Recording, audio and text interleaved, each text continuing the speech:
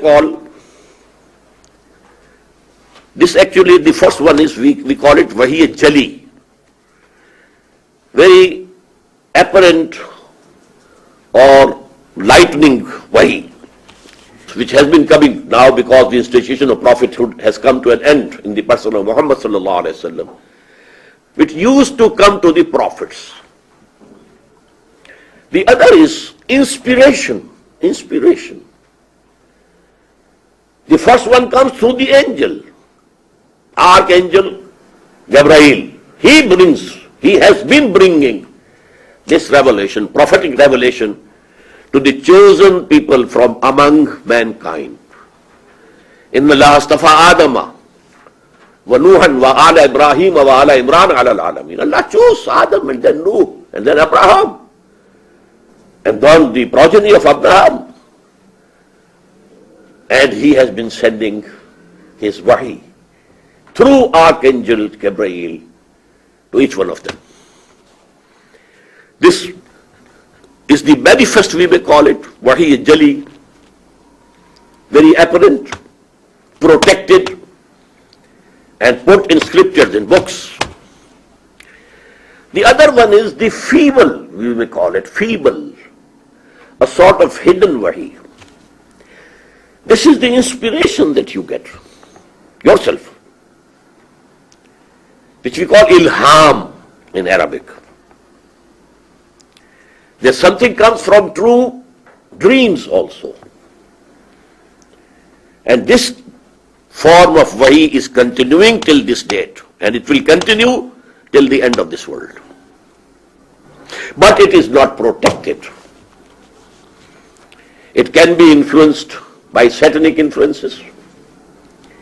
It can be influenced by the subject thought of the person who has received it. There can be mistakes in the interpretation that the recipient is making of it. And this is open. This type of wahi comes to animals also. The bee, it got wahi from Allah. And non-prophets, mother of Moses, she got this type of wahi. Acting upon that, he put Moses in the river Nile, and so on and so forth. This type of revelation is continuing and will continue till the end of this world. But this type of revelation for the prophets is protected. Not only the Wahi Jali is protected, but for the prophet, this inspiration is also protected. No satanic influence can come to it. Now what the Jali and the apparent or the protected or the recorded Wahi has given us. Now it gives us, number one, laws and injunctions. The do's and the don'ts. And the first of the foremost were the commandments given to Moses. God's blessing and peace be upon him. The 10 commandments.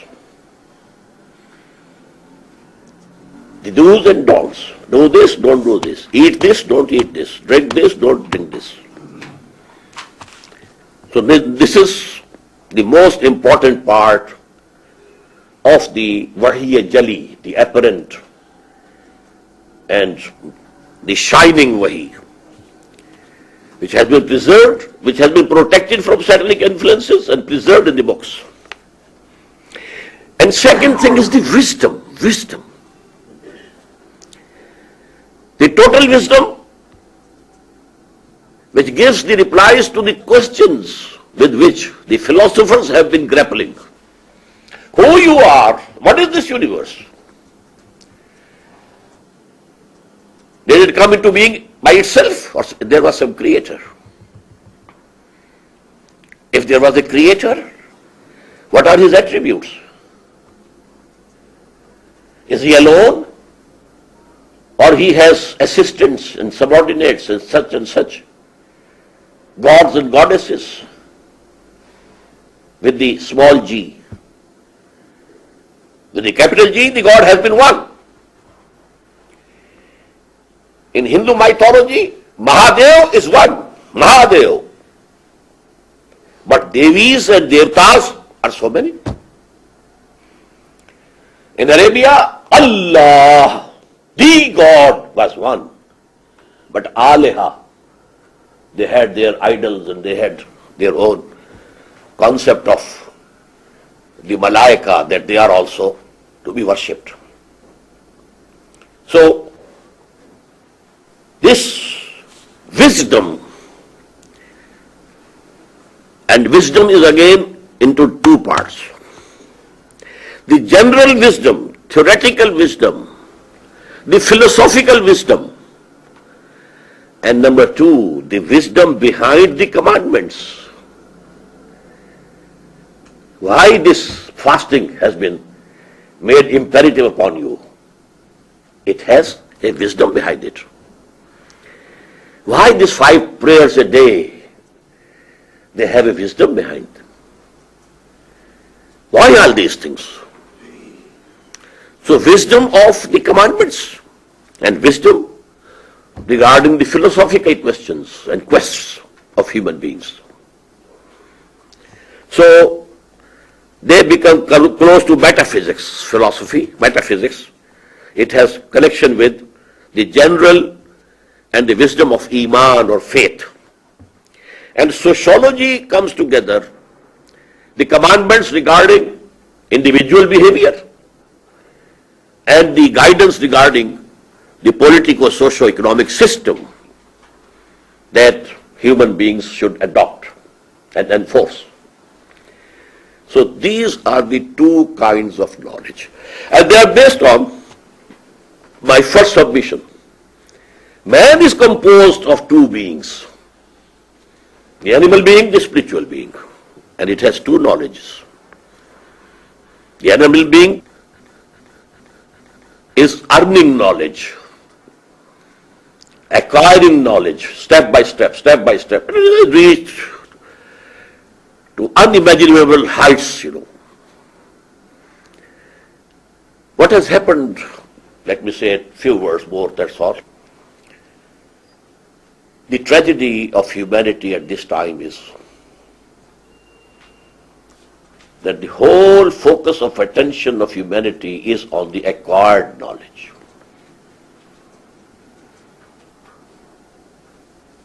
It has just discarded, put the revealed knowledge away. No attention to it.